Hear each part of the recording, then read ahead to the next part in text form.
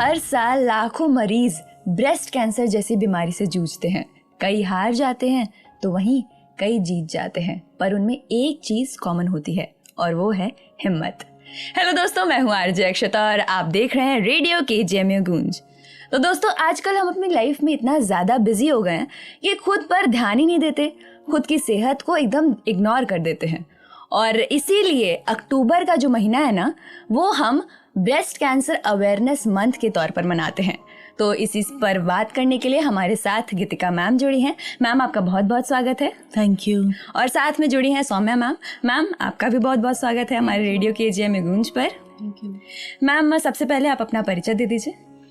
तो मैं डॉक्टर गीतिका नंदा सिंह हूँ और मैं एडिशनल प्रोफेसर हूँ डिपार्टमेंट ऑफ सर्जरी KGMU में। और मेरा जो क्लिनिकल काम है वो ज़्यादातर ब्रेस्ट और एंडोक्राइन सर्जरी से ही जुड़ा हुआ है। तो ब्रेस्ट कैंसर के मरीज़ हम नियमित रूप से अपने यहाँ देखते हैं। मैम, मेरा नाम सौम्या राय है और मैं पैरामेडिकल की टीचर हूँ। ठीक, मुझे टीचिंग से रिलेटेड चीज़ें देखनी होती हैं। तो मैम, जैसा कि आज हम ब्रेस्ट कैंसर की बात कर रहे हैं, तो ब्रेस्ट कैंसर हमारे ऑडियंस को बताइए कि होता क्या है और क्यों होता है। ब्रेस्ट कैंसर स्तन या स्तन की कोशिकाओं से उगने वाला कैंसर होता है। तो उसका इम्पोर्टेंस अब ये है कि ये महिलाओं में पाए जाने वाला सबसे कॉमन कैंसर है और कैंसर से संबंधित मृत्यु दर भी इसी का सबसे ज़्यादा है महिलाओं में। और जो हमारे लिए कंसर्न का विषय है वो ये है कि ब्रेस्ट एक बड़ा सुपरफिशियल ऑर्गन है, इसको आराम से छुआ जा सकता है, महसूस किया जा सकता है। उसके बावजूद भी हमारे देश में 50 से 60% महिलाएं स्टेज 3 में आती हैं या स्टेज 4 में आती हैं। तो अगर हम महिलाओं में ये जागृति पैदा करें कि वो सही समय पे डॉक्टर से मिलें और अपने स्तन का परीक्षण नियमित रूप से स्वयं करती रहें, तो इसी कैंसर को हम स्टेज 1 या स्टेज 2 में ला सकते हैं। और and this is the difference it makes in the treatment also.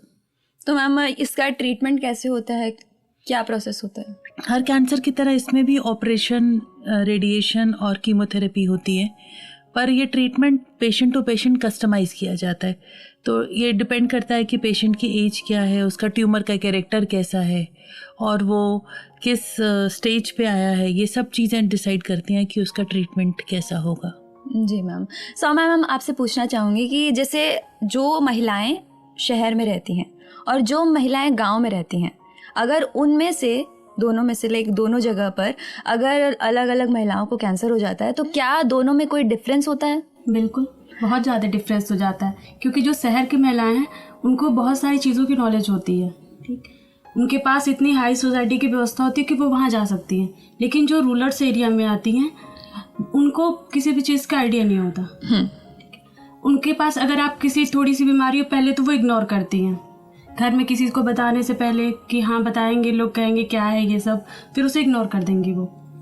लेकिन थोड़ा सा अगर वो एक्टिव होती हैं तो वो डॉक्टर्स में फिर इशू रहता है, मेल और फीमेल का, कि हम जाएंगे तो फीमेल डॉक्टर के पास ही जाएंगे। और इन सब चीज़ों में वो बहुत सारा टाइम वेस्ट कर देती हैं। दूसरी चीज़ की सबसे मेन चीज़ होती है एग्जामिनेशन, जो सेल्फ ब्रेस्ट एग्जामिनेशन होता है, उनके बारे में उससे कोई नॉलेज नहीं होती उन्हें। ये सबसे बड़ी दिक्कत है। तो दोस्तों, ब्रेस्ट कैंसर से रिलेटेड ना हमारे किंग जॉर्जेस मेडिकल यूनिवर्सिटी में एक वर्कशॉप होने वाली है, तो उसके बारे में भी जानते हैं मैम, प्लीज़। हाँ, तो ये वर्कशॉप जो है वो 11 और 12 अक्टूबर को होने वाली है। और हमने देखा है कि ब्रेस्ट कैंसर से बचाव के लिए, या हम कहें कि ब्रेस्ट कैंसर को जल्दी डिटेक्ट करने के लिए स्वयं स्तन परीक्षण, जिसको ब्रेस्ट सेल्फ एग्जामिनेशन भी कहते हैं, वो तो एक है ही, पर उसके सिवाय विदेशों में एक टेक्निक यूज़ करते हैं जिसे कहते हैं मैमोग्राफी।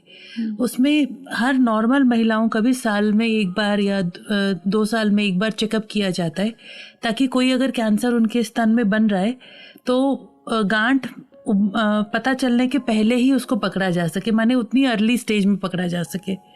तो ऐसा प्रोग्राम हमारे देश में एग्जिस्ट नहीं करता। इसका एक कारण ये भी है कि हमारे देश में बहुत जगह मैमोग्राफी की मशीन्स नहीं है। हम फॉर्चुनेट हैं कि हमारी यूनिवर्सिटी में एक बहुत अच्छी मैमोग्राफी मशीन है, हमारी सरकार की वजह से, हमारी वाइस चांसलर मैडम की वजह से भी। और उसके सिवाय हमारे पास अच्छी अल्ट्रासाउंड फैसिलिटीज़ भी अवेलेबल हैं, जो बहुत जगह अवेलेबल नहीं होती। और मान लो अवेलेबल हो भी तो उन्हें रीड करने के लिए जो डॉक्टर्स होते हैं वो इतने प्रशिक्षित नहीं होते। तो इस चीज़ को ध्यान में रखते हुए हमने ये वर्कशॉप रखी है, जिसे हम कहते हैं breast intervention and imaging workshop, जिसमें हम डॉक्टर्स को, जो बाहर के डॉक्टर्स हैं जो उतने ट्रेन नहीं है या और ज़्यादा ट्रेन होना चाहते हैं, उनको हम मैमोग्राफी, अल्ट्रासाउंड के बारे में सिखाएंगे, उसकी माइनॉरिटी सिखाएंगे ताकि कैंसर को और जल्दी डिटेक्ट किया जा सके। तो एक तरह से ये सोसाइटी में better doctors in terms of breast diseases बनाने का एक हमारा लक्ष्य है इससे। तो मैम ये इवेंट कब हो रहा है, ये वर्कशॉप कब हो रही है? ये वर्कशॉप 11 और 12 अक्टूबर को है और इसमें तकरीबन पूरे उत्तर प्रदेश से 50 डॉक्टर्स हिस्सा ले रहे हैं और हमारी जो फैकल्टी है वो भी काफ़ी RML इंस्टीट्यूट से, PGI से और बाहर के स्टेट से भी आ रही हैं। और इस वर्कशॉप में हम लोग एक बहुत अच्छा एक किताब भी रिलीज़ कर रहे हैं। डिपार्टमेंट ऑफ सर्जरी की तरफ से हम लोग हर साल एक ब्रेस्ट कैंसर सर्वाइवर प्रोग्राम करते हैं, जिसमें हम उन महिलाओं को बुलाते हैं और उनको सम्मानित करते हैं जिन्होंने सारे मजबूरियों से और परेशानियों से लड़ते हुए अपने स्ट्रगल्स के साथ ब्रेस्ट कैंसर से जीत पाई। देखिए, हम तो डॉक्टर हैं, हमारा काम तो दवा देना है, मरीज़ को सपोर्ट करना है, मगर अल्टीमेटली ट्रीटमेंट को जो झेलता है, जो उससे सामना करता है, वो तो मरीज़ है और उसके रिश्तेदार हैं।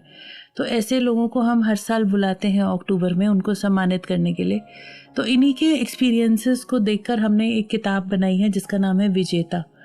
तो ये किताब कल रिलीज़ होने वाली है और इस किताब में उन मरीज़ों के जिनका ट्रीटमेंट KGMU में हुआ है और आज वो पूर्ण रूप से स्वस्थ हैं और नॉर्मल ज़िंदगी बिता रहे हैं, उनके सारे स्ट्रगल्स, उनकी खुशियाँ, उनके दुख सब लिखा है।